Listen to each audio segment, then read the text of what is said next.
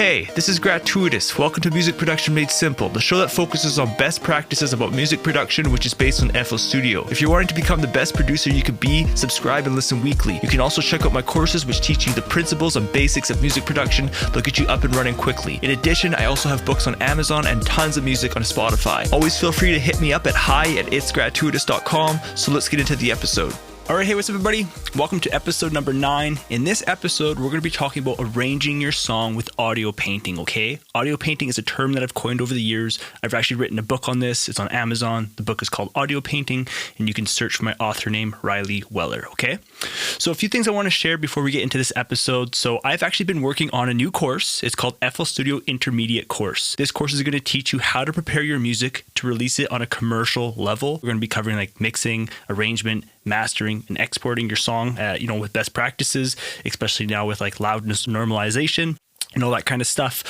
It will be releasing by the end of July 2019, so I'm really close for it to be done, okay? I also have an in-depth course on arrangement and song structure. That course is called Song Structure and Arrangement Music Course by Gratuitous, okay? Because personally, at the end of the day, I feel that the division between an amateur to professional producer is really in their arrangement. It's the patience that they put in to create this amazing composition. So many times, yes, you might be able to create great melodies, but if you rush your arrangement, then, your melodies are all going to fall apart, because the arrangement is where you really build out the emotion for your listener. So let's get into the actual episode, okay? So the first point that I want you to remember about arrangement is that there is actually no rules. There's obviously some kind of fundamentals that you always want to follow, but for the most part, think about it. When you go to create your song, you can start with an intro, a chorus, a verse, and really it's just like, it's up to you. And that's the cool part with arrangement. What's important is to figure out if your song actually flows, okay? So when you hit play, does it make sense? If you're adding in all these different instruments, is it starting to sound rushed? These are the things that you want to listen for. So some basic fundamentals that I have discovered over the years when it comes to arrangement is we must use some type of transition before adding or removing elements, okay? So that is to do if you're adding in instruments, if you're actually removing instruments, or if you're actually changing up the song structure. By adding in some type of transition, it's really going to help communicate with your listener and prepare them for that change, and it's not going to sound so rushed, okay? Another cool little fundamental is that hi-hats are like powerhouses, okay? So when it comes to adding tension and fullness, hi-hats are absolutely amazing, especially when you have like fast hi-hats. And the thing is, once you've added in a hi-hat into your arrangement, it's really hard to remove, because as soon as you remove it, you'll really find that your tension, is kind of gone.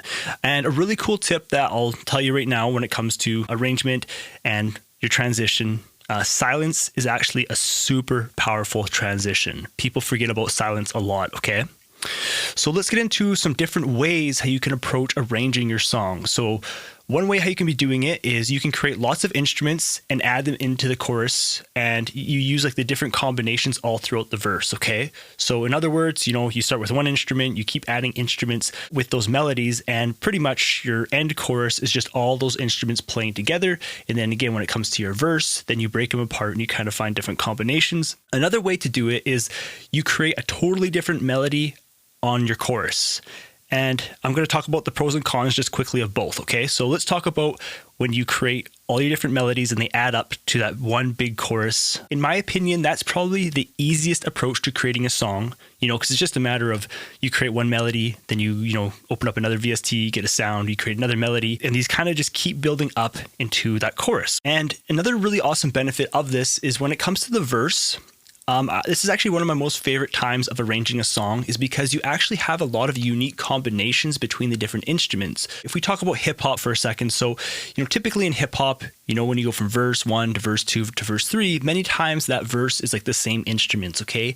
But over my years, like I've kind of always liked to have my verse 1 different from like my verse 2 to my verse 3 for the most part. Every song is a little bit different. One thing I want to mention quickly there is, as you'll discover, some instruments can't hold their own by themselves. So many times, like, you'll always need to have some type of supporting element with that one instrument. Okay, so to repeat that one more time. So many times there's certain instruments where they're going to be front and center. They can play by themselves. The way how they're composed, like the actual notes are good. The sound selection that you've selected there is good. It can just play by itself. But then there's some instruments, kind of like the filler instruments, where they're always going to need some type of supporting layer, in a sense of you might have to always play like 3 instruments at once when you're using that one sound or something. Okay.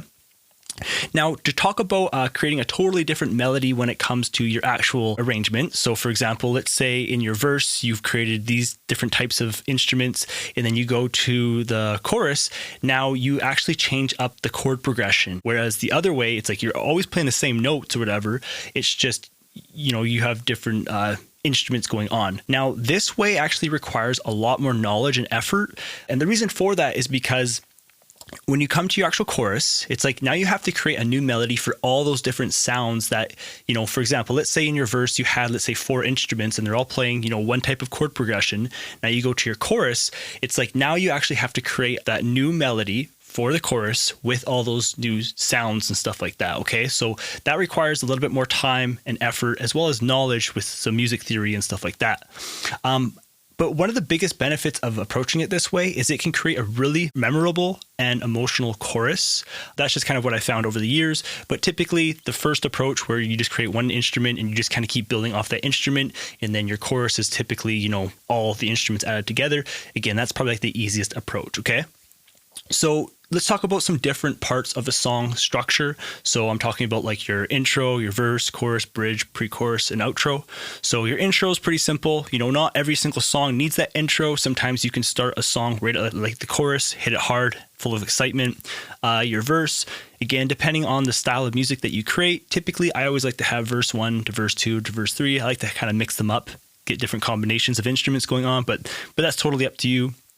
Your chorus is like the climax of the song. It's typically like, with your lyrics, it's like the catchy words, as well as it's full of excitement. It's typically, what everyone's always waiting for in the song. Many times it's like what most songs are known for is like the chorus. Now let's talk about like the bridge for a second. So the bridge is kind of like a different vibe to the song. It's kind of like a nice little change up. So, if you're always going from like verse 1 to chorus to verse 2 to chorus, sometimes you can throw in like a bridge somewhere in there, and it can just kind of give your music just a little bit of a different vibe. And again, when it comes to like the combination of your instruments, your bridge, maybe you can, use a new combination that you're not using anywhere else. Now let's talk about like the pre-chorus. So the pre-chorus is pretty cool. It's typically like always before a chorus, and it prepares that listener that the chorus is coming. So for example, someone's listening to like, let's say verse 1, the pre-chorus comes in, the chorus happens. Now, let's say verse 2 happens, and then now again, let's say you do like the pre-chorus. Now you have prepared that listener previously in verse 1, like they know that the chorus is coming when you play that pre-chorus. Okay, so again, it's just all about kind of communicating. And in that pre-chorus, again, it could be like a different combination of instruments. And then your outro, when it comes to your outro, this is a really cool way to be creative with your song, whether that be like you play like a cymbal at the very, very end, or like a kick drum or something with lots of reverb. The sky is the limit, and you can be super creative. But that's kind of like typically, the elements of your song and how you can kind of use them. Again, I go way more in depth in this song structure and arrangement music course by me, Gratuitous. Okay, so let's talk about what is your goal of arrangement. Like, what should be your end result, and what are you aiming for? So you want to create a song that naturally flows from one part to the next. And like I was already saying, the sky is the limit in the combination of your instruments, when to add or remove sounds, and the overall feel of your song. But you must be careful that when changing sections of a song or adding in new instruments, that it doesn't sound rushed or forced, okay? And then again, like I already mentioned to you guys, so in my opinion, like the difference between an amateur to professional producer is in their arrangement, okay? It's the patience that they have to fine tune their arrangement for the ultimate emotion in their song, okay? So again, at the end of the day, the goal of your arrangement is to create a song that just kind of naturally flows from one part to the next. And again, as you're listening, it just transitions. You shouldn't even be really hearing any weird stuff when it comes to your arrangement that all of a sudden it's like, ooh, you just added in this sound. It's like, ooh, that's kind of weird, right? You always want to make it sound natural, and many times adding in some type of transition, again, to prepare that listener that a change is happening, whether that is adding in an instrument, removing an instrument, or changing up the song structure from like verse 1 to chorus, for example. Okay. I want to cover some powerful tips and workflow shortcuts with you guys. So here's a really, really cool one. You can actually tease your chorus for only 4 bars, like the first time you play the chorus. And then later on in the song, you can actually allow your chorus to play longer. So for example, for like 8 bars, and you can fully unleash your song's emotion. This is a really, really cool approach. Again, in the very, very beginning of the song, you kind of play just like a teaser of the chorus. Later on in the song, that's like what the listener has been waiting for, okay? And you just kind of like, let them enjoy your creation. So here is a keyboard shortcut for you guys in FL Studio. It's Control and B, okay? And this will duplicate what you have highlighted. So for example, like I was saying, when I create my songs, I typically create songs with multiple instruments for like that big chorus, okay? So by the time I'm done beat making, what I'll do is I'll actually highlight all like the actual patterns within the playlist. And then what I'll do is I'll hold down Control and B a couple times. And then what that does is it kind of like copy and pastes it over for you automatically.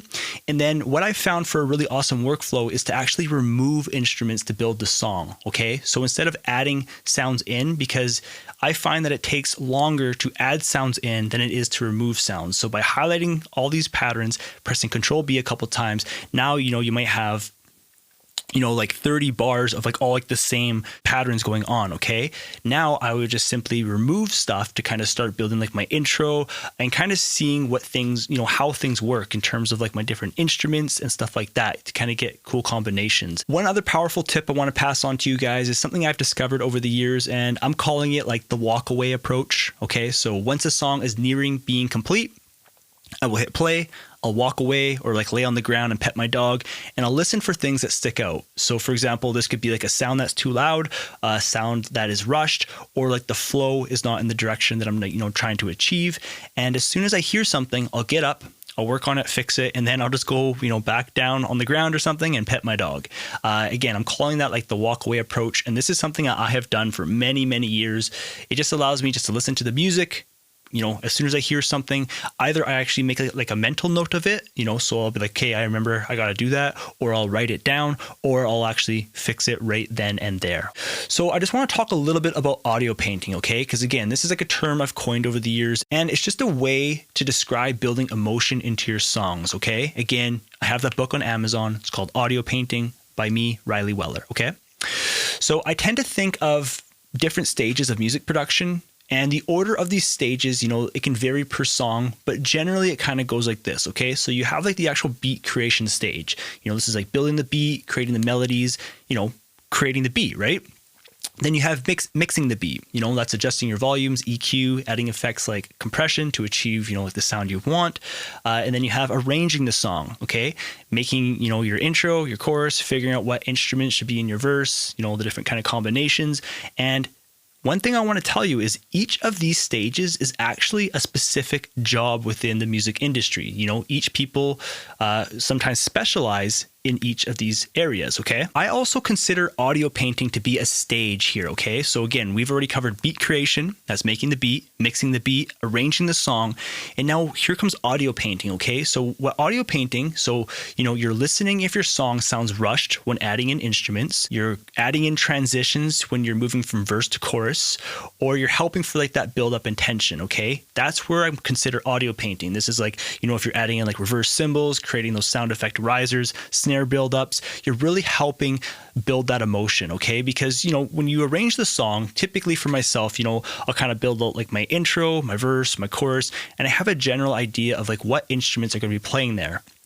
The audio painting then kind of pushes that arrangement further, helping enhance those emotions, okay? So again, that goes from like the beat creation, the mixing, the arrangement, and then I also call audio painting a stage here. If you think about it, it's pretty powerful, okay? And then the last stage is, your mastering. So you're adding like the final touches and balance to your song, increasing your loudness, as well as focusing on your intro and outro timing of the song. Now, a really cool comparison of audio painting is like being on a roller coaster. As a roller coaster slowly brings you up to the top, you know that that drop is coming. And as it gets closer, what do people do? Like they'll start raising their hands. Many people, they're scared and like they're holding on as tight as they can. And no matter what they do, it's like that drop is coming. And many people who are on the ride, they enjoy the ride because, they're prepared, they went up, the drop's coming. So now to compare this with music, it's really, really similar, right? So on the roller coaster, they knew the drop was coming. And in music, we must prepare our listener for that drop through like snare roll buildups, fast kick drums, white noise for tension, or even like a synth riser sound effect. And it's just all about communicating beforehand, and that listener will know that that drop is coming, and you've prepared them for it. You've built them up for it. So let's just talk about some kind of ideas of transitions. Now, inside the book, I have like a ton, I have like a huge list, but here's just some kind of general ones. You could be using like reverse cymbals. You can also be using like a forward cymbal in conjunction with a reverse cymbal for, just a powerful transition. You'd use that when you're going from like the end of verse 1 into like the chorus or something. You could be using like white noise with like a filter. That's really awesome to build tension, or like even like in a breakdown and stuff like that. You could be using like snare rolls. Now, again, each genre is kind of different. So if this is like, old school trap, like Dirty South kind of trap, they used to have those like really cheesy kind of snare rolls. Or nowadays with like EDM, you have like those like, snare rolls that kind of start slow and they start building up really, really fast. Many times they also increase in pitch. You have like sound effects, up and down risers. And then, like I'm saying, silence is extremely powerful. So near like the end of the transition from, let's say, verse 1 to the chorus, try just cutting out some sounds or even all the sounds. Allow like the reverb of like a clap or something to kind of overlap into that silence. And all of a sudden, boom, you hit them with the chorus. Super, super powerful, often overlooked, okay? So the next time you're arranging your song, just think about adding in an instrument. Is it brought in rushed? Does it mess with like the flow of the song? And then again, so by using a type of transition to introduce new sounds, take them away, or change up a song structure, it makes this process easier as we've communicated with the listener that a change is coming. Okay, so again, it's all about the flow of the song. So these are like the kind of closing thoughts of this episode. So the biggest thing that I've discovered with arrangement is you must communicate with the listener. You want to use transitions when you add or remove sounds. Again, even like the song structure, if you're going from like verse 1 to chorus. Patience is an absolute necessity when it comes to arrangement. We always just kind of want to like build that beat, right? You want to make the beat, you want to kind of mix it, you want to like master it, you want to get it out there. But I'm telling you, if you have the patience to really make your arrangement the most it can be, this is really going to enhance your song to the ultimate that it can possibly be. Like, you're going to really bring out the emotion in your song, okay? Another cool one to think about is songs don't always need an intro. Sometimes you can hit them hard with the chorus, full of energy. Other times you can take it slow and, build up your intro. So those are some kind of things to think about when it comes to arrangement. There's a lot to say about arrangement. Again, you guys can check out the course. It's called Song Structure and Arrangement Music Course by Gratuitous. That course is super, super in depth. I show you guys, each section of a song when it comes to intro, chorus, pre-chorus, bridge, outro, different techniques you can apply.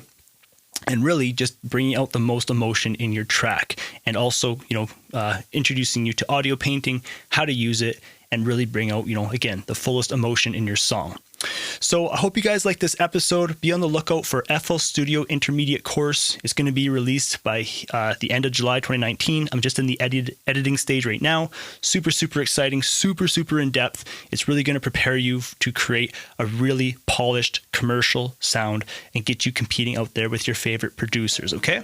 So I hope you guys enjoyed, and I'll talk to you guys in the next episode. Thanks for checking out the episode. If you had any questions, visit itsgratuitous.com/podcast, select an episode, and submit your question at the bottom of the page to the contact form. If you'd like to take my FL Studio courses, see my current studio and podcasting gear, read my books, or are interested in lessons, visit the link itsgratuitous.com/learning. That page will redirect you to more info and resources. I hope the best with your productions. I'm Gratuitous, and I'll see you in the next episode.